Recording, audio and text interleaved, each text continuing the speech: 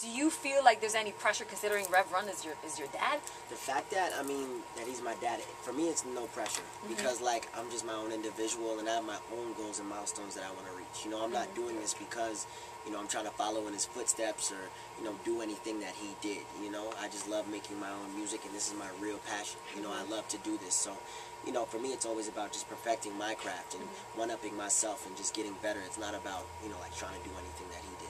Does your dad often listen to your music and be like, oh, you should do this, you should do that? Never, because I'm my own person, you know, and he respects that, and it's just like, you know, he like steps back, you know, and he just lets me do me. Yeah, but if you need help from dad, I'm sure he's there and helps you out. Yeah, he's there, but I don't ask him for it. I don't want it, you know. Yeah. I'm just my own person. Like I took it into my own hands for a reason, you know. Like when I started, you know, just like writing, and like late 08, early 09, it was just about, you know, me doing it on my own. Right. You know, it wasn't about, you know, like going to him saying like, oh, I want to be a famous rapper. This looks cool. Can you help me?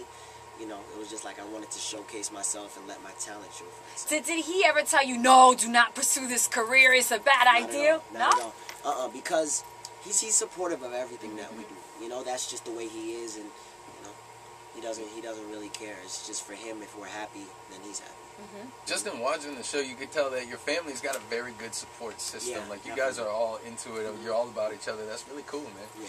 Yeah. Your album, Unexpected Rival, we were saying in stores. Now you don't have a lot of featured artists. Now you got Jadakiss on there. You got Tank and Jeremiah.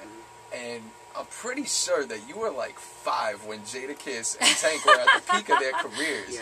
How did that even happen? Are you trying to expose them? Or? Me? No, not at all. Jadakiss, I mean, growing up in New York, it's like it doesn't really matter how old you are. You know, if you're into hip hop and, you know, just that whole scene, it's just like, of course, you know who Jadakiss is. So I've always been a fan, and I've always, you know, thought he was dope.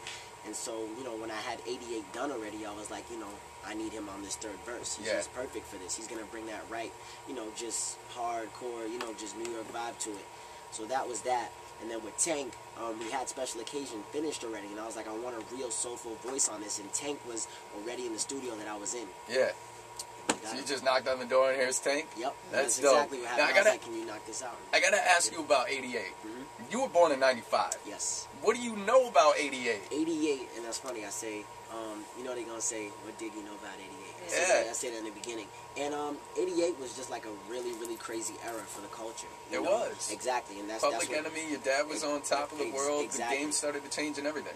And so for me, you know, since people were living, you know, like such in an amazing way, it's just me really, you know, talking about the way I'm living right now and just, you know, the comparison, and then me getting Jadakiss was like him talking about how it actually was. So, you know, it's just talking about that golden era and just how I feel, you know, doing what I do now.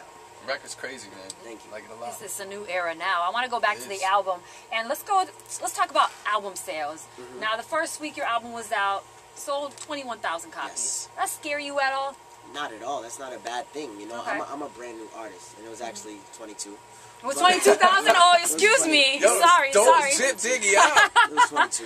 Okay. But that type of stuff doesn't scare me. You know, I'm a brand new artist, and like for me, that's a lot. You know, going from mixtapes and stuff like that, and it's like, you know, the album isn't out for 1 week. You know, and you look at so many other examples. You look at Jay-Z, Reasonable Doubt. You know, I said this before. Like that album, you know, didn't do great in the first week, and it ended up doing great later on down the line because of hard work, you know. Right. Another one like Fame, you know, by Lady Gaga, her first album was like 23,000 in the first week. Ended up going double plat years later. Yeah. So it's just about, for me, putting in that hard work, and I'm proud that, you know, I put out an incredible album. That to me is like, you know, the simple quality over quantity type of thing, you know, and it's like, you know, as I keep, you know, just being dedicated to what I do, you know, more is going to come. I'm glad you think of it like that. Some people will be like, I'm throwing in the towel, I'm not doing this No, anymore, it's not you know what I mean? It's just like, since I put out an album that I feel is really great, what's there to be upset about? Yeah. And it is a great rap album, you know what I mean? It's not like a lot of kids your age feel pressure to conform and do the dancey kind of hoppy boppy club songs or whatever just to appeal to the mass younger crowd. But yours is like, I mean, I'm old school. Like I'm from a '90s baby, Biggie, Jay-Z, and I've seen your dad live in concert with Keith Murray, which was really weird. But it was just like, it's appeasing to me to listen to it, and it's just like a raw rap album. Thank you. You know, I wanted to ask you, do you feel pressure to make those kind of records at all? Never, because like I'm bringing myself to the table. Yeah. You know, I'm comfortable in my own skin, and I know what I love, and that's what I'm about. You know, and it's like, that's what I want to give people, and that's what people are enjoying. You know, the people that have listened to the album and have listened to me in the past. So I'm never gonna, you know, give into that, because it's like what makes me different. Yeah. You know, and it's like people are always thinking of different gimmicks or, you know, different things to make them pop, and it's just like, if you're just being yourself already, you like different things than everybody else in the world, because you're simply you, and that's the way you're gonna be innovative. And you know, I love what I love, and that's what I'm gonna put out into the world. What are some people that influence you aside from your father? I mean, in the people rap who game? inspire me: Kanye, Jay-Z, Eminem, Nas, Common, Tribe Called Quest, Steve. a lot of different people. Yeah. So that's a good stable of artists to be influenced by. Thank you. Gotta ask you about that whole, obviously, I know everyone's probably asked you about the J. Cole diss. I know it came out April Fool's night, basically. Yeah.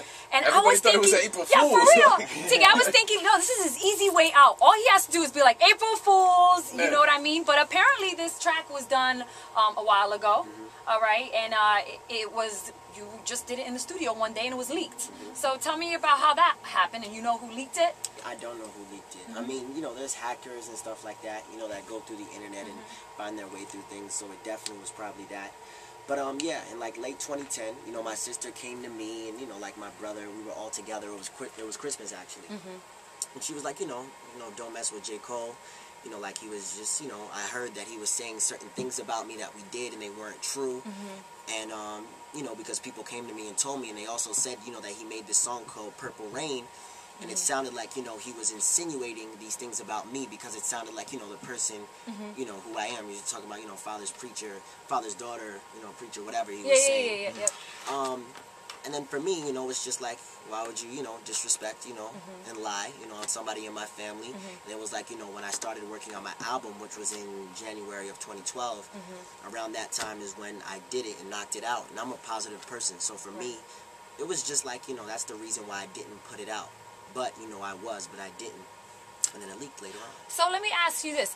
You've met J. Cole before, right? Yes. Okay, so the thing about Vanessa, did you find that out after you met him or before? I found that out before I met him. So why didn't you say something to him when you saw him then? No, I mean, I met him. And then it happened, she told me after the fact. Oh, after the fact. So have you run into him again? I have not. Okay. So for me, it was just about, you know, like somebody in your family, if somebody disrespects them, or, you know, was saying, you know, lying about somebody in your family, it's just like, you know, that's what you're going to do. You're going to take up for them, and that's all it really was for me. Has anybody from Cole's camp tried to contact you at all, or like squash it or nothing? I mean, no. No? I wonder if there's going to be an award show, and next thing you know that's going to be the headline. It's going to be like the Source Awards in '96. But it's not like that's the thing. It's not like I have personally, you know, like I hate them. Yeah, but you know how people blow everything out of proportion all the time, you know? A matter of fact, the other day I read something about J. Cole and Vanessa, and J. Cole's girlfriend at the time got in a confrontation with Vanessa when they all went to St. John's University. It's like, how far are you going to take it? That's the thing. It's like they weren't even friends. They didn't even know each other like that when they went to college, you know? So that's why it's like, you know, all right. They weren't even cool like that, but they did attend at the same time. Oh, okay. All right. Thanks St. for clearing John's. that up. I know. St. One of the John's. Harlem Globetrotters was in here last week, and he went to St. John's too. Yeah. It's a crazy world, man. Diggy, I mean, thank you for sliding through. Wait, I'm not done with you yet. Hold on, pause. What else you got? I want to know about the girlfriends. You know what I mean? Like, have you seen him walk in the mall? I want to know, are you single? What's your situation right now? I know he's got no problem in finding a girl, but I mean, for our lady listeners, you know, we want to know, do you have a girlfriend or not? I don't, I'm single. No? Well, so what is this? Remember there was a whole rumor about you being engaged to Jarrell? What's her name? Rumor. Jessica Jarrell? Yeah, Jessica Jarrell. Yeah. That's a friend of mine. And, it's just a friend? Yeah, that's a friend. Okay. And I woke up on my birthday to a rumor that I was engaged to her, and I was like, yeah, it's my birthday. Happy birthday, me. It was so weird, and the fact that I'm 17, it like shook me up a little bit. I was like, I'm not trying to get into that right now, you know. So it's definitely a rumor. Okay, but you're just good friends, like you said. Yeah, that's a friend. How do you know Jessica? I know Jessica because she is endorsed by my sister's sneaker company. Pastry? Yep. Yeah. All right, and speaking of your sister, she's coming out with a lingerie line? She is, Vanessa. How do you feel about, like, have you seen any pictures out? Is she the one that's posing in lingerie? I'm not sure what like the ad is or anything, but it's like... Would that be weird for you, though? You're, like, going through a magazine. there's Vanessa, you're like, oh, okay. I mean, I'm not gonna sit there and stare at her. But some people will. Some people are gonna be staring at your sister like that. And I don't mind. You know, that's the thing. People are like, you know, Diggy's mad at the whole situation because of this, but it's like, no, you know, the person lied about it. I don't care what my sister does in her personal time. That's her. People are gonna, you know, do that. So I don't care. But she was upset because everything, it was a lie. Exactly. And you were, okay, I get it. Did you ever have beef with Bow Wow? Why would I? Bow Wow's my dude. I'm just trying to... Just throw more names in there. Throw more names in there. Bow Wow's my dude. Oh, man. All right, so we got to get you to this place where all these girls are waiting for you. Yeah, man. I'm not going to take responsibility if anything happens to you. That's all I'm saying, because it's going to be crazy.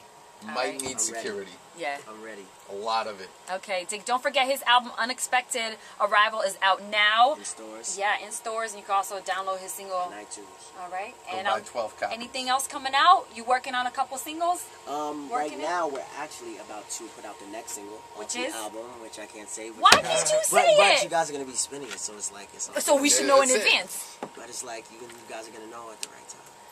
All right. Diggy Simmons, let everybody know where they can follow you. Thank you. Twitter.com/Diggy_Simmons and DiggyWorld.com. There's a lot of imposters out there, by the way. There's a lot of them. Jet Setters up. Are you on Instagram?